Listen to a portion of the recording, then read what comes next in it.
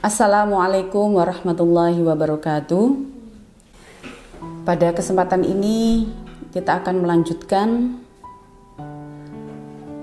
pengajian Risalah Ahlus Sunnah wal Jamaah, masih dalam bab kewajiban berhati-hati dalam mencari ilmu agama. Sebelumnya, seperti biasanya kita baca Al-Fatihah dulu kepada musannif.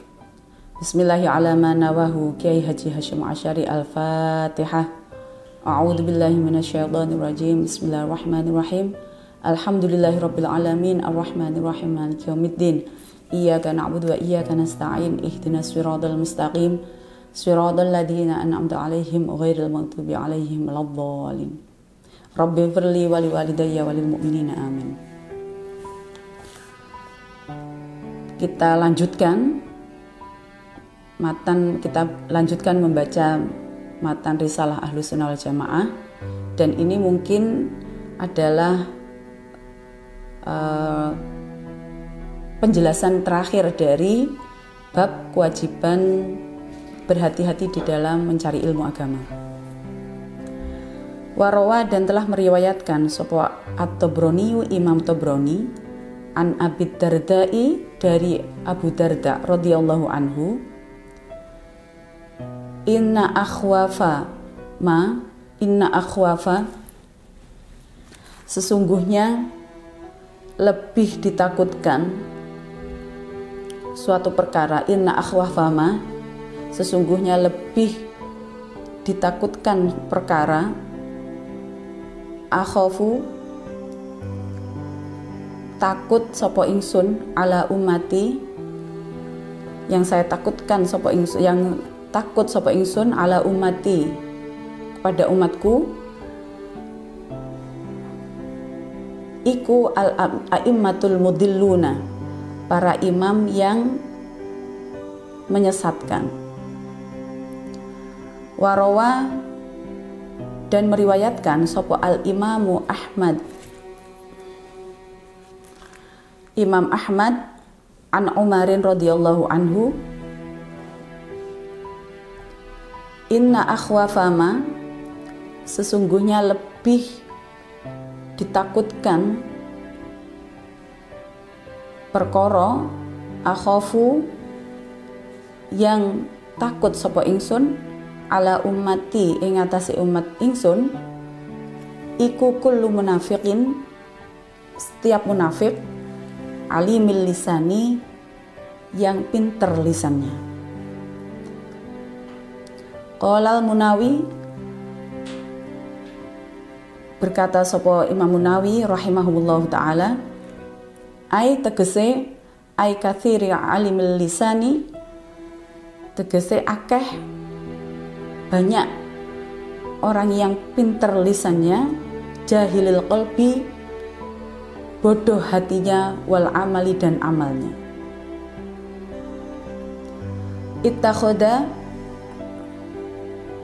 Ittakhid, maka ambillah, al-ilma, ittakhadha, mengambil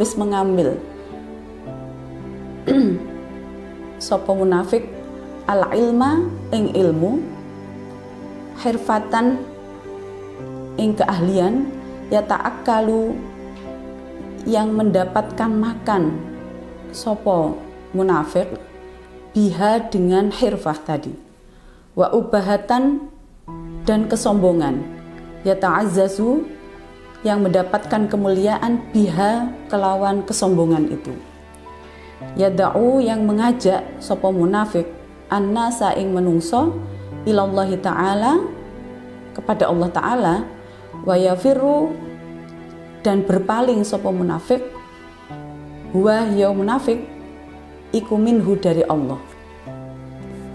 Warawa, dan telah meriwayatkan sapa At-Tabrani, Imam Tabrani, an Ali radhiyallahu anhu, an Ali radhiyallahu anhu, dari Ali radhiyallahu an, inni, sesungguhnya ingsun, ikula atakhawafu, tidak takut sapa ingsun min ummati dari umat ingsun mukminan ing wong mukmin wala musyrikan dan ora wedi musyrikan ing wong musyrik. Fa ammal mukminu mongko anapun utawi mukmin iku fayahjizuhu melindungi hu ing mukmin apa imanuhu imannya mukmin. Wa ammal musyriku lan anapun utawi musyrik iku fayak ma'uhu mengendalikan hu ing musyrik apa kufruhu kekafirane musyrik. Walakin dan akan tetapi atakhawafu wedi sapa ingsun alaikum ing atase sira kabeh munafikan ing wong munafik alimal lisani yang pinter lisannya yaqulu yang berkata sapa munafik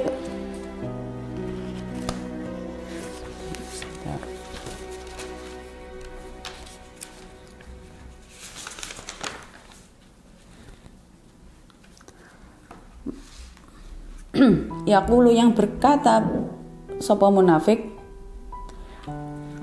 ma ta'rifuna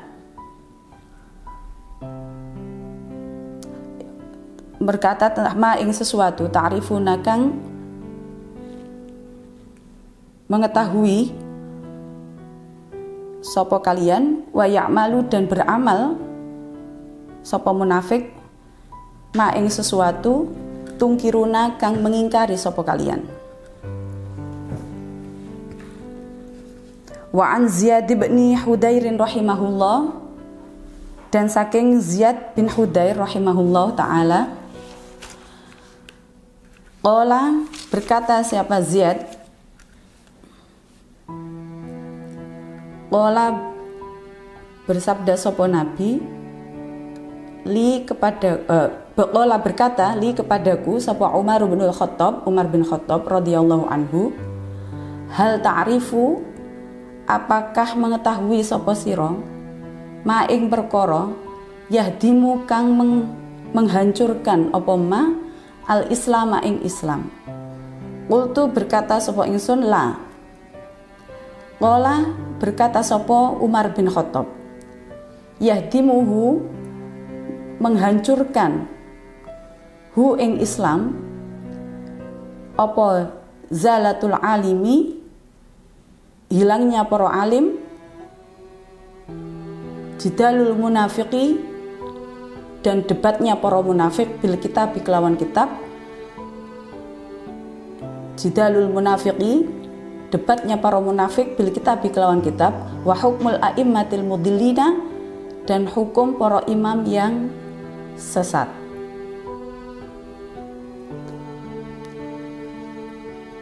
Beberapa hadis di sini menjelaskan bahwasanya Nabi mengkhawatirkan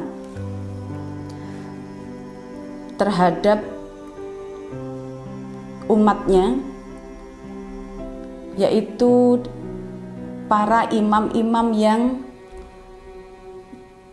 tersesat. Kenapa imam yang tersesat itu sangat membahayakan? Karena kan dia yang diikuti, sehingga kalau dia melakukan, dia mengajarkan hal yang sesat, pasti pengikutnya juga akan sesat. Sehingga inilah yang ditakutkan oleh Nabi. Begitu juga yang ditakutkan oleh Nabi adalah para munafik yang pintar lisannya, yang pandai menjelaskan, yang pandai berdebat. Nah, ini juga dikhawatirkan oleh Nabi. Di mana Imam Nawawi mengatakan bahwasanya banyak orang alim, banyak orang yang pintar lisannya tetapi bodoh hati dan amalnya.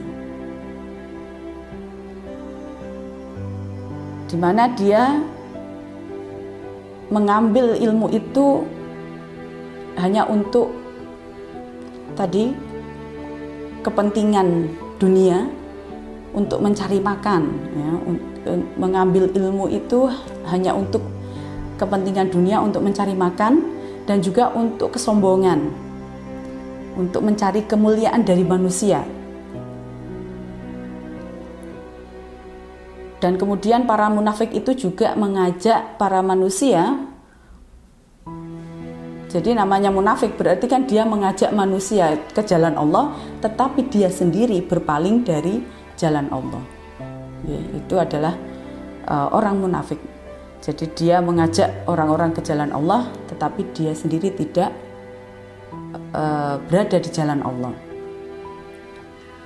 Ya, ini tadi untuk beberapa kepentingan. Jadi dia ingin mencari kekayaan ataupun mencari kekuasaan, kemuliaan dari melalui ilmu tersebut.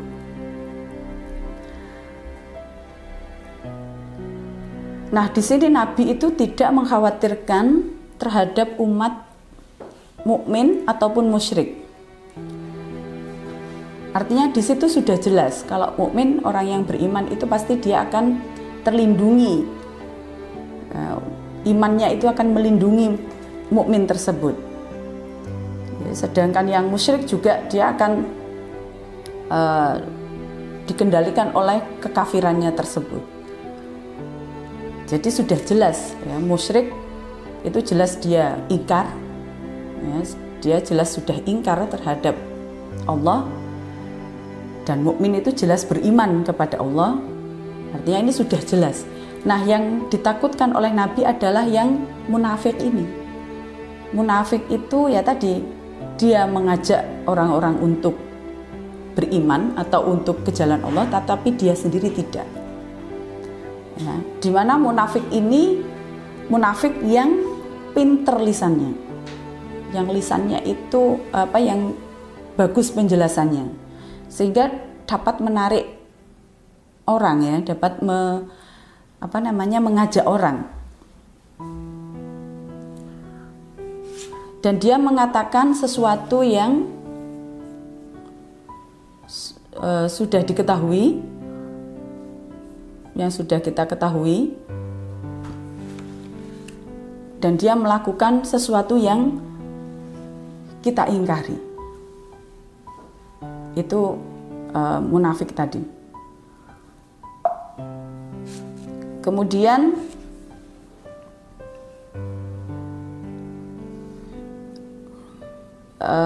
yang terakhir ini diriwayatkan oleh Ziyad bin Hudair rahimahullah ta'ala, di mana Umar bin Khattab itu bertanya, apakah kamu tahu perkara yang dapat menghancurkan Islam? Si Ziyad menjawab tidak. Lalu kemudian Umar bin Khattab itu menjelaskan bahwasanya yang dapat